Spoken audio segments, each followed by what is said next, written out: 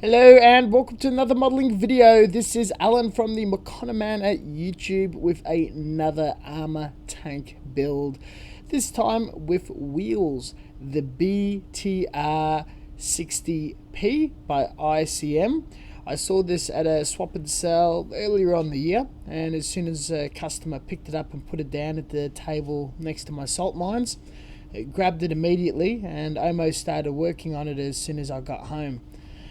As I inch through all the subjects I've been acquiring and recently buying, ICM is slowly becoming one of my favourite subjects or brands.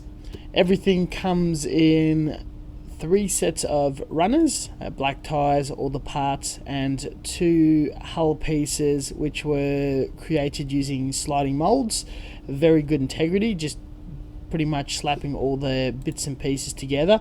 Now, the instructions were less than stellar and pretty much the biggest letdown of the build. Very vague, overly complicated, and had to rely on reference material and other sources to sort of get through where all the tiny bits and pieces belong, etch and whatnot. Could have really spread out across more pages and cut out a lot more of the clutter. The Deckle Sheet was absolutely beautiful. The colour scheme, yet vague. Finding pictures on Google isn't an issue, and I found the right image I was looking for with the right markings of the decals. So they included all the different variants out there and put something quite attractive and simple as the box art.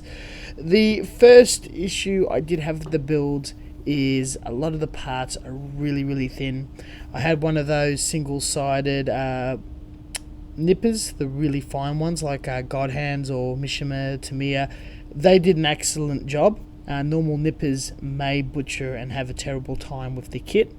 A second major problem was the suspension and how the wheels were attached to the hull. Very weak, and they started breaking off during the painting stage. I eventually gave up and just put little sausages of putty only to hold it together, but that's only underneath the thing. Normally with 70-second kits I have a terrible time with open top vehicles, artillery, SPGs, that sort of thing, regardless of how cool they look, with putting the sides together and just detailing the inside. With the bottom hull, it's pretty much a game of putting the suspension, the wheels, and just adding all those different seats and details, and just one by one gluing each part in, removing each nub from each part, and slowly building it up in a mindless, fun manner. Not a lot of difficult work. Some of those tiny handrail parts did take a little bit of effort with quicker drying, extra thin cement and tweezers. Nothing too difficult there, as well as adding parts to the upper hull. At a later stage you glue them together, but I saved that until after painting. So considering some of the issues I have, again, normally open hull, terrible time, as this came together so much easier. Love the finished model and had an absolute blast building it. I highly really put this kit up on an upper pedestal. Probably not for the absolute beginner and new to braille scale 70-second.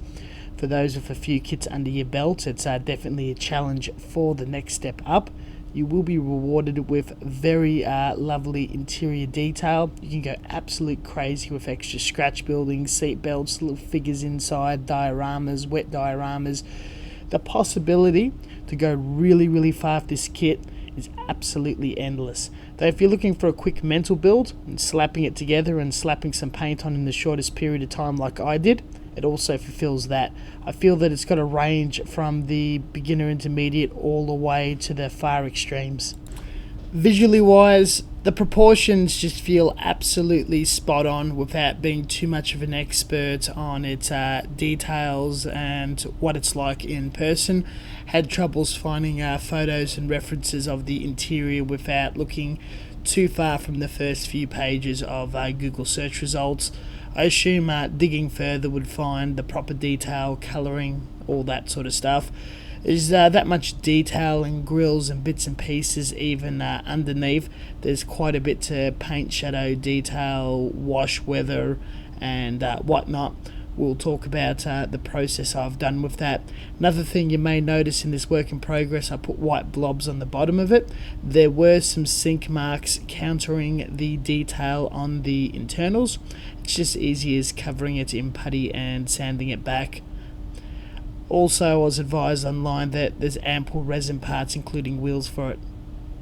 The build and assembly stage, especially allowing a day for the wheels to dry sufficiently as not to break them. They broke anyway. Spent about 4 days for the construction process. Without any concern and losing a few photos, everything was hit with Tamiya grey primer to look for any imperfections.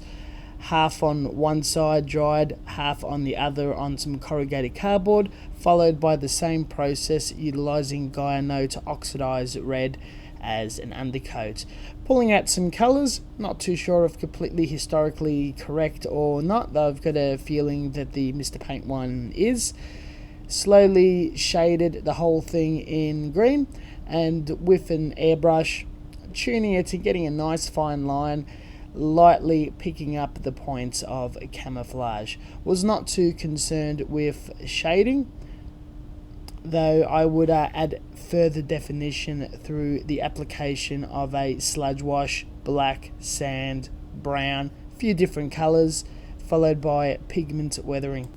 The painting stage didn't take too long, probably about 20 or so minutes for each colour, and a couple of hours hand painting the tyres, some other small details and areas.